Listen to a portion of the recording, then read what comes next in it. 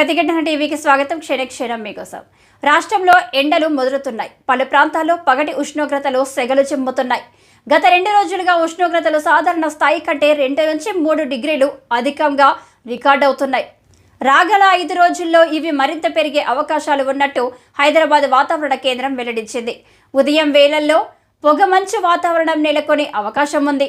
ఉష్ణోగ్రతలు గరిష్టంగా 37, కనిష్టంగా 24 డిగ్రీలు నమోదయ్యే అవకాశాలున్నాయి.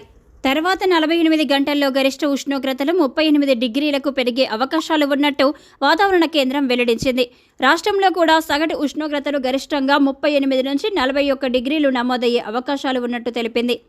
రాష్ట్రంలో మంగళవారం ఉష్ణోగ్రతల తీవ్రత మరింత పెరిగే అవకాశాలు ఉన్నట్టు వాతావరణ కేంద్రం తెలిపింది. 12 జిల్లాలకు ఆరెంజ్ అలర్ట్ జారీ చేసింది. నిర్మల్, నిజామాబాద్, కొమరంభీం, ఆదిలాబాద్, భద్రాద్రి కొత్తగూడెం, జయశంకర్, భూపాలపల్లి, మంచిర్యాల, రంగారెడ్డి, పెద్దపల్లి, ములుగు, కరీంనగర్, వరంగల్ జిల్లాలు ఆరెంజ్ అలర్ట్ జాబితాలో ఉన్నాయి.